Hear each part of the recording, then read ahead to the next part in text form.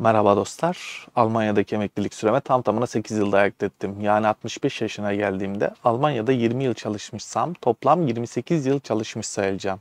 Bu videoda bunu nasıl yapabileceğinizi size anlatacağım. Evet dostlar, yaz aylarında malum fazla video çekemiyorum. Yaz tatili gibi bir şey bu. Bu güzel havalarda gezmek, tozmak varken insanın bir odaya kapanıp video çekesi gelmiyor. Ben de o yüzden bugün biraz gördüğünüz gibi açık havadan sesleneceğim sizlere, kusura bakmayın. Bugünkü konumuz Türkiye'deki eğitim süresini Almanya'da emekliliğe saydırmak. Ben bazılarınızın bildiği gibi sonradan geldim Almanya'ya. Yaklaşık 3 yıl oldu. Fakat Türkiye'de 18 yaşından sonra okuduğum okulları Almanya'da emekliliğe saydırabileceğimi öğrendim bir arkadaşımızdan. Bu konuda beni uyandıran İbrahim'e de teşekkür ediyorum buradan. Bu işleme Deutsche Rentenversicherung.de sitesinden başladım. Bu arada Almanca telaffuzlarım için kusura bakmayın, çok kötü Almanca. Siz Google'a girip bu ifadeyi yazarak da siteye ulaşabilirsiniz. Bu site Alman SGK sitesi gibi bir şey. Orada arama bölümüne geliyorum ve V0100 yazıyorum ve aramaya basıyorum. Sayfanın altlarında bir form çıkıyor. Orijinali Antrag auf Kontentklarung. Translate ile kullanıyorsanız hesap tasfiyesi başvurusu gibi bir şey, ne alakaysa bilmiyorum. Ona tıklayıp devam ediyoruz ve e-başvuru diyoruz.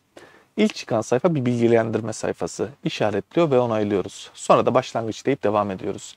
Bizden sigorta numaramızı istiyor. Sigorta numaranızı bilmiyorsanız maaş bordronuzda bulabilirsiniz. CV gibi bir alan. Benimki 12 haneli bir numara. Sondan 4. karakter bir harf, diğerleri rakam. Siz de maaş bordrosundan böyle bir numarayı bulabiliyorsunuz. Sigorta numaramızdan sonra otomatik kaydetmeyi soruyor. Bu daha sonra başvurumuzu görmek için gerekli bir işlem. Ben o yüzden etkinleştirdim.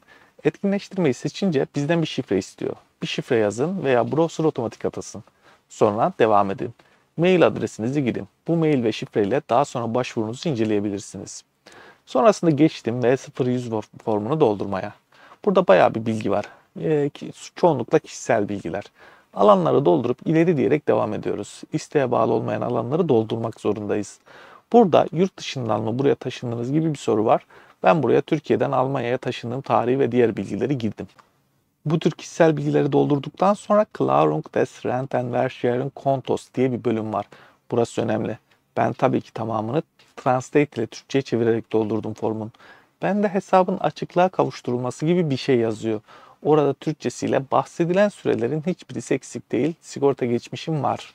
Ya da Almancasıyla Es Verland keine der genannten Seiten mein Versicherungsverlauf ist vollständig gibi bir şey var, onu işaretliyorum. Devamında kaza nedeniyle iş görememezlikle ilgili bir soru soruyor. Onu atlıyorum. Diğer bilgiler veya Sonstage Angaben bölümünde mesleki eğitim bilgileri veya Seiten der Berufsausbildung var. Buna ya yanıtını veriyorum. Bu yanıtla birlikte benden eğitim bilgilerimi istemeye başlıyor. Bunları zaman aralığı ekleyerek ekliyoruz. Yani şu tarihten şu tarihe kadar şu okulda okudum diye beyanda bulunuyoruz. Burada sadece 18 yaşından sonraki okullarınız sayılıyor. Liseyi 18 yaşından sonra bitirdiyseniz onu da ekleyebilirsiniz. 18 yaşından büyük olarak okuduğunuz dönemi sayacaklardır. Başlangıç ve bitiş tarihlerini kanıtlayabilmeniz gerekiyor. Ben en baştaki sigorta geçmişinde yer alan süreler mesleki eğitim olarak işaretlenmiş sorusuna hayır dedim.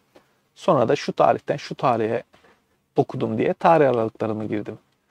Burada tarihleri kesin doğru girmeniz gerekmiyor. Yıl hesaplamak için kullanılacak bu bilgiler. İşte Mayıs 2005, sonbahar 2020 gibi yaklaşık tarihlerde girebilirsiniz. Mesleki eğitim türü sorusuna da bitirdiğim bölümleri girdim. Elbette bunlarla ilgili sizden kanıt istiyorlar. Yani 4 yıl lise okudum diyorsanız lise diplomanızı yükleyebilirsiniz. Tabi diplomalarınız Türkçe ise Almanca'ya çevirtmeniz gerekir. Ben lise ve üniversite diplomalarımı yükledim ya da transkriptlerimi.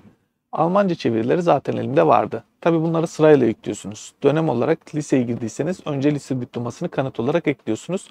Sonra kaydet deyip bir sonrakini eklemeye geçiyorsunuz. Bu şekilde şu tarihten şu tarihe kadar lise okudum. Aha bu da diploması diye ekledim. Sonra lisans okudum dedim. Belgemi ekledim. Yüksek lisansım şu tarihte başladı, şu tarihte bitti dedim. Diploma veya transkriptimi ekledim. Belgelerinizde başlangıç ve bitiş tarihi olursa iyi olur.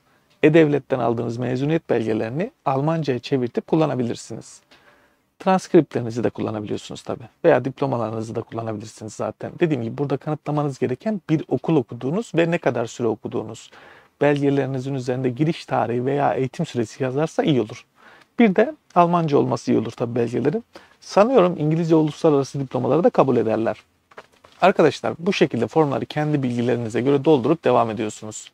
Form tamamlandığında bir PDF dosyası oluşuyor. Girdiğiniz tüm bilgiler bu formda yazılmış halde. Ardından da eklediğiniz belgeler. Ben belge olarak pasaport fotokopimi, lise diplomamın Almanca çevirisini, lisans ve yüksek lisans transkriptlerimin Almanca çevirisini forma ekledim. Yani özellikle diploma yerine transkript tercih ettim çünkü başlangıç ve bitiş tarihleri daha net. Bunların yeminli Almanca tercüme olduğunu unutmayın ama. Ben bu başvuruyu online olarak tamamladım. Yaklaşık bir ay sonra posta kutuma bir belge geldi başvurduğum kurumdan.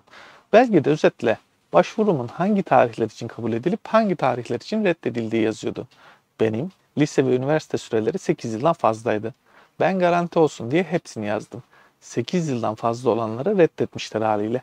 Geri kalan süreleri ay ay hesaplayıp kabul etmişler. Sonuç olarak benim Almanya'daki sigortam Ağustos 2022'de başlıyordu normal şartlarda. Bana şöyle bir tablo göndermişler. Onların hesabına göre Almanya sigortam 1999 tarihinde başlamış oldu sanıyorum. Ben yaklaşık 20 yıl Türkiye'de çalıştım. Türkiye'deki sigortam 2002'de başlıyor düşünün. Almanya beni 1999 sigorta girişli yaptı. Daha ne yapsın adamlar? Bir sonraki videoda görüşmek üzere. Arkadaşlar kanalımıza yeniden gelmeyi ve yeniden kanalımızı izlemeyi unutmayın. Ve yarın gene çekeceğiz ama içeride yani çünkü çok hava soğuk olacak. Bay bay, sizi öptüm ve babamın kanalına abone ve benim kanalıma abone olmak istiyorsanız buna girin.